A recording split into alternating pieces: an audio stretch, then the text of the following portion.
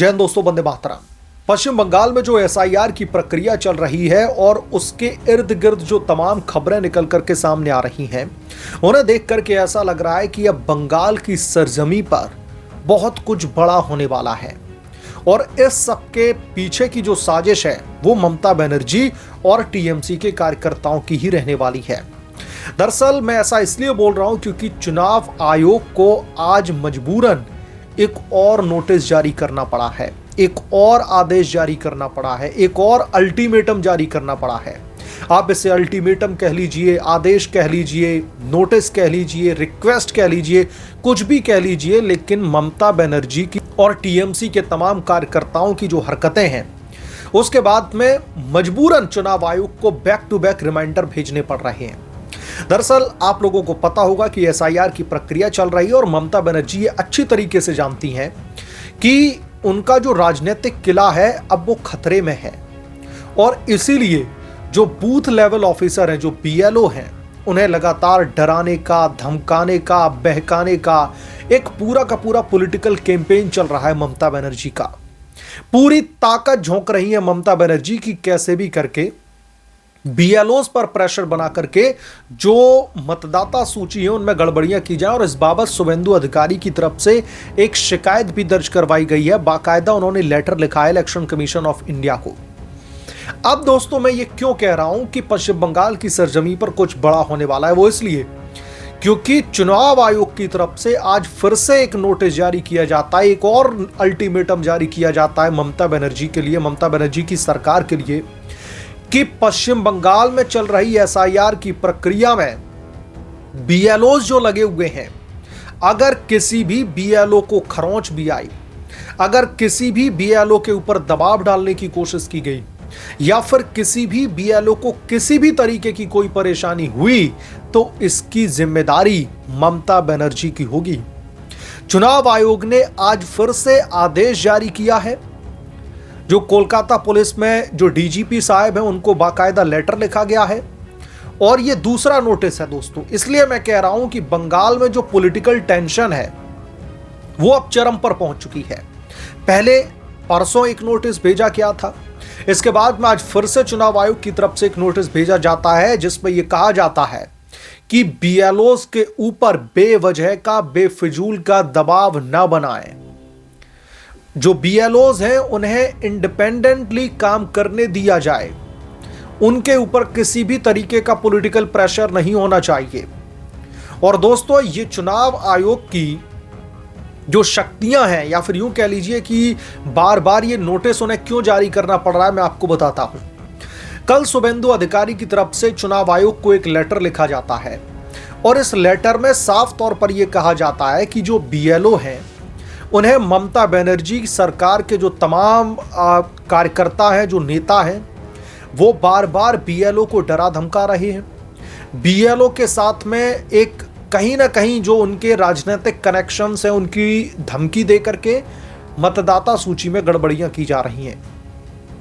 शुभेंदु अधिकारी ने साफ तौर पर कहा कि ममता बनर्जी की तरफ से उन तमाम घुसपैठियों के नाम, उन तमाम डुप्लीकेट वोटर्स के नाम, उन तमाम मृत लोगों के नाम और जो लोग वहां पर रह भी नहीं रहे हैं, वो पहले से ही स्थानांतरित हो चुके हैं, उनके तमाम नामों को वोटर लिस्ट में यानी कि मतदाता सूची में ठूंसा जा रहा है। क्यों ठूंसा जा रहा है? क्योंकि ममता बनर्जी अच्छी तरीके से जानती हैं कि अगर साफ सुथरा इलेक्शन पश्चिम बंगाल में हो गया तो ममता बनर्जी की विदाई तय है। ममता का जो माइनॉरिटी वाला, जो अल्पसंख्यक वाला जो वोट बैंक है वो भी नहीं बचा सकता। तो इसलिए ममता बनर्जी ये इंश्योर करने की कोशिश कर रही, या फिर यूं कह लीजिए कि जो टीएमसी के कार्यकर्ता हैं, जिन्हें भारतीय जनता पार्टी तथाकथित गुंडे भी बुला रही है, वो ये इंश्योर करने में लगे हुए हैं कि एसआईआर की प्रक्रिया तो हो, लेकिन इस प्रक्रिया के दौरान वो जो तमाम फर्जी वोटरों को हटाने की जो कवायद चल रही है वो अपने अंजाम तक न पहुंच पाए। क्योंकि फर्जी वोटर उसमें मतदाता सूची में डलवा दिए जाएंगे, जिन घुसपैठियों के नाम काटे जा रहे हैं उनके नाम डलवा दिए जाएंगे। हालांकि घुसपैठियों की लाइन लगी हुई है पश्चिम बंगाल से, जो है जितने भी बंगाल के सटे इलाके हर जगह लगातार देखी जा रही है, लाइन लगा करके ये लोग निकल रहे हैं। लेकिन अब दोस्तों जो ये खबर आ रही है कि चुनाव आयोग को एक बार फिर से नोटिस जारी करना पड़ रहा है, एक बार फिर से आदेश देना पड़ रहा है ममता बनर्जी को कि बीएलओस की जो एक तरीके से जो उनकी जिंदगी पर अगर बात बनाती है तो इसकी रिस्पॉन्सिबिलिटी आपकी होगी। किसी भी बीएलओ को अगर खरोंच आती है तो यह कोलकाता पुलिस की जिम्मेदारी होगी।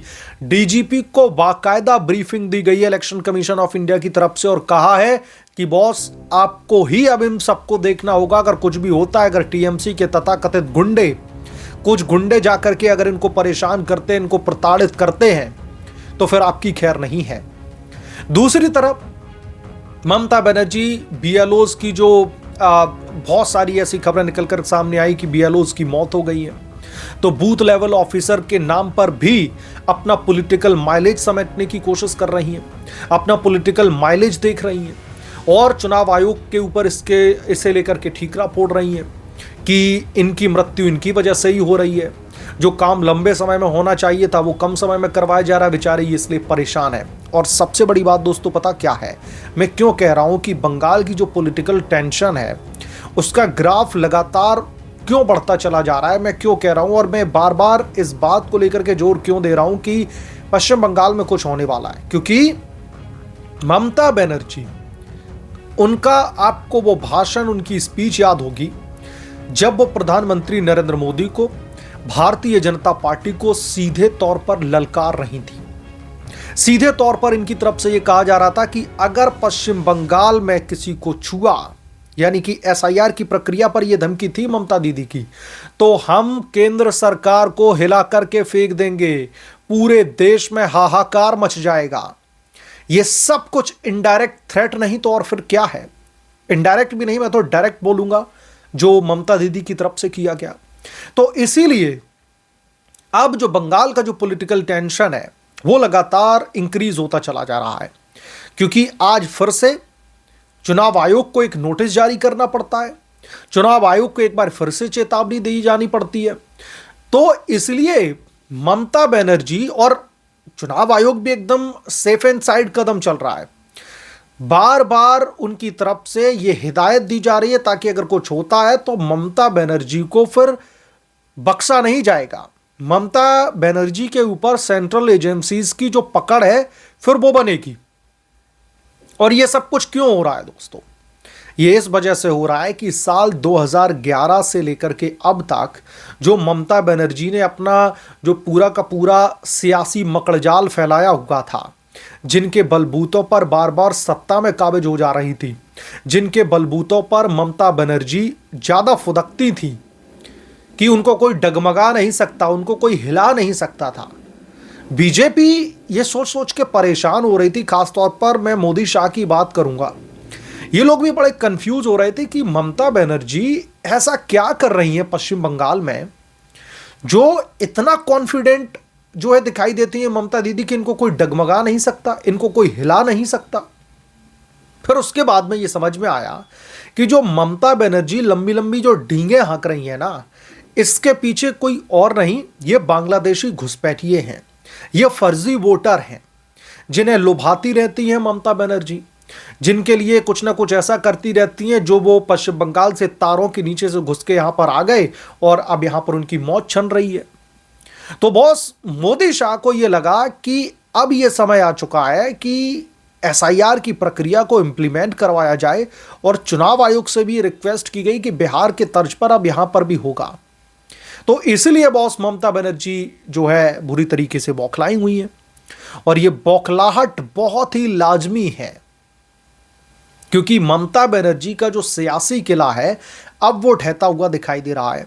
और चुनाव आयोग का एक और अल्टीमेटम जो जारी हुआ है उसने कहीं ना कहीं पॉलिटिकल टेंशन बढ़ा दी, इस बात से इनकार नहीं किया जा सकता। लेकिन अगर बंगाल में कुछ भी हुआ तो ममता की पुलिस, ममता की सरकार, सब कुछ इन्हीं के अंडर में आता है। अगर कुछ भी हुआ तो फिर ममता की खैर नहीं है। 2026 के विधानसभा के चुनाव की तारीखें भले ही अभी थोड़ी दूर हैं, लेकिन पश्चिम बंगाल का जो सियासी पारा है वो लगातार चढ़ता चला जा रहा है। वो लगातार ममता और बीजेपी के बीच में जो पॉलिटिकल टेंशन है वो बढ़ती जा रही है। बहरहाल जो चुनाव आयोग को एक के बाद एक रिमाइंडर कह लीजिए, अल्टीमेटम कह लीजिए, चेतावनी कह लीजिए, जो जारी करने पड़ रहे हैं, इसके पीछे की वजह क्या है? आप लोग क्या सोचते हैं? आप लोग भी हमें कमेंट करके जरूर बताएं। जल्द मिलूंगा किसी दूसरे बड़े अपडेट के साथ में, तब तक के लिए धन्यवाद। अगर आप लोग चैनल पर नए हैं तो प्लीज चैनल को सब्सक्राइब करें और साइड बने बेल आइकन को जरूर प्रेस कर लें, ताकि जब भी मैं कोई बड़ी खबर लेकर के आऊं तो इसकी जानकारी सबसे पहले आपको मिले।